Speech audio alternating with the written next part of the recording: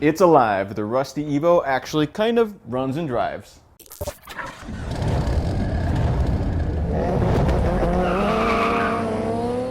That's right, the mighty 4G63 in this Evo with 200,000 plus miles actually runs, and it seems to run okay. It's hitting on all cylinders. Of course, I haven't fully diagnosed the health of the engine yet to say how good it really is, but it's a good sign, it's a good step in the right direction that it seems to actually run a bit better now. So what did we do since the last episode to get this thing actually running and driving? Well, we changed out three main things. One of them was that crankshaft position sensor. The other was the serpentine pulley that holds the serpentine belt on. And then the third thing was an idle air control valve. But just to document a couple items that I want to say about changing each of those three items. First of all, that crankshaft position sensor, that is pretty tough to change, really. It's even when I depinned the connection, you kind of still have to remove a lot of stuff to get basically to that, behind that timing cover, behind the power steering pump. That's really not an easy thing to change. I don't have a full how-to on that, but I'm just going to say now that it's definitely not the easiest thing to change on this car. Second thing, removing this serpentine pulley. This one on this rusty car was, of course, like everything else, pretty much just rusted and stuck in place.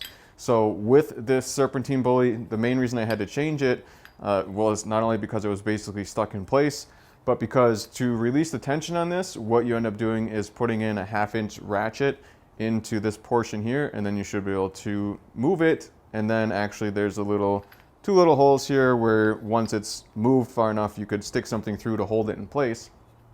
But what happened with this one is this piece was actually broken off. So I couldn't even really do much to relieve the tension on this. So I ended up just taking off a pulley to get the belt off itself. But this leads me to a little bit about what I talked about in my last video about titanium bolts. This bolt here, obviously it's not actually titanium, but I had the same issue with this black Evo when it comes to like finding the right size bolt. After this one actually broke off and was stuck in place, I had a hard time finding the right bolt. Now in this black Evo, of course, I just didn't know what size it was supposed to be because I bought this one as a roller and it had no reference point. So that led me to start making a document where I want to index almost all the bolts for the Evo. You know, that's a lofty project. I don't know if I'll do all the bolts, but hopefully at least the most common ones. And maybe it's something where we can all try to work together to get something documented. But I have a link to that spreadsheet in the description of this video. So if you want to check that out, I want to, like I said, index a lot of these bolts and then give you specific dimension of the bolts if you want to buy them somewhere. Like just a regular Fastenal or a store by you. But then also I want to include links to buy OEM, if OEM is still an option. I want to include links to buy titanium. So I'm hoping that's something that you guys will find helpful. And again, a main reason I thought of it is because this bolt itself here, like the specs for this bolt, it's like, where do you find the thing? So that was the second item I changed. And then the third item was the idle air control valve. When I pulled it out of this one, after I had kind of got this thing running, it kind of ran, but I had to keep holding, the throttle down to give it a little gas to keep it from running. And it still just seemed like it was off. So I was like, I should definitely check this idle air control valve. And sure thing, basically this like plunger is stuck up. I think it was stuck open. And really this is what was making the car run so bad. And actually I'm amazed that it could run so bad just because of this little piece. So I had a used one laying around back from when I was playing around with this one. So I put that in, and then amazingly enough, I was able to drive the car. It was pretty awesome.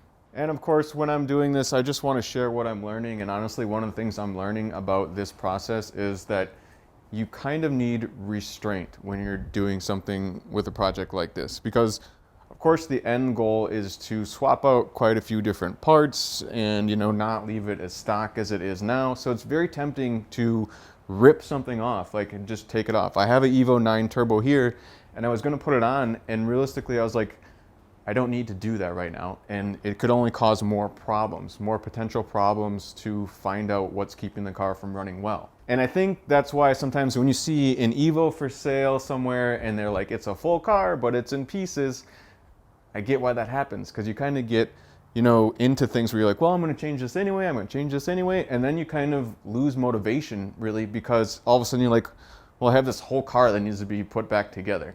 You know, because this thing was rusty, of course, I had to pay more attention to loosening things up and making sure bolts didn't break, but then I would kind of, all right, get them loose, maybe put some anti-seize on them, put things back together. Because the main goal right now is really just to get a running and driving car. You can worry about modifying things after that. So I tried to keep all that in mind when I was working on this car and also when I was looking at parts to order. It's like, of course I want a different front mount intercooler, stuff like that, but it's like I don't need that right now. So I focus on things that'll get this car up, running, and driving. Like I ordered brand new brake rotors, I ordered a brand new OEM gas tank, which, to go into that a little bit, if you didn't know, the OEM gas tanks for this are technically discontinued, at least in the US market. I found one from a place in Ireland, and it's not here yet, so hopefully it does show up, but I'll probably do a whole video exactly just on that. If you actually watched my video with this car, I dropped the tank on this and put the tank back up, and it was quite the job. But I'd really like to document the full gas tank swap, and also if it is a JDM tank that I'm getting that's new, I want to go over how you'd actually make that work and make that fit, because I feel like this might be an issue a lot of EVO people will have to deal with sooner or later. So what's next with the Silver Evo? Well, right now the clutch grabs like right off the floor. It grabs really quick. I need to check that out, see if I can make it any better. I have not swapped in the ACT twin disc yet. That's basically next order of business when I kind of hopefully get this running and driving as it is. It also seems to have some shifting issues with the shifter linkage, so I'm gonna have to remove the battery and kind of dig around with that shifter linkage area, try to see if I can get that sorted out as well. And of course the suspension and brake components, you know, making sure this car is roadworthy and that, you know, little things won't hold me up. I want to get this car to Andy at ASM too. I believe I'm going to get it there, and that's going to fast track things a little bit. He's going to help me drop the transmission a lot quicker, put in that new ACT twin disc clutch, get that sorted out. And I want to apologize for not really having as much footage of me actually working on this car. Since I'm not really creating how-to videos for these specific things I'm doing at the moment, I'm not documenting everything, you know, because of that, and also because sometimes it's super cold out here and this garage is pretty small, pretty tight. So hopefully you understand that's why I'm not exactly filming everything that I do. But of course, if you have any questions, you can let me know. I can try to help as much as I can. And I'm also just trying to document stuff here and just explain stuff along the way as well, so you have a reference for things like that crankshaft position sensor, like knowing that you really can't get that out without removing your power steering pump, removing a lot of other stuff to get to that. I think that could be helpful if you were just thinking about digging into it and thinking you could just swap it out pretty quickly, to know that it's not really an easy job. Even if you would de-pin that connector, you really can't funnel it through. And also, I know it's been quite a long time since I posted, but again, I hope you guys understand that I don't really want to post if I don't have anything to talk about. So I appreciate you guys being so patient with me. I really appreciate my loyal subscribers. I appreciate you guys commenting. A lot of people seem to be getting invested in this build, I guess, and that's great. I like that people are tagging along for the ride. Again, the plan for this is to kind of keep it ugly. I don't know, it might even be like a rat rod type, like Evo. I don't know if rat rod's the right word, but you know, I'm not planning to fix the rust anytime too soon as far as the exterior rust.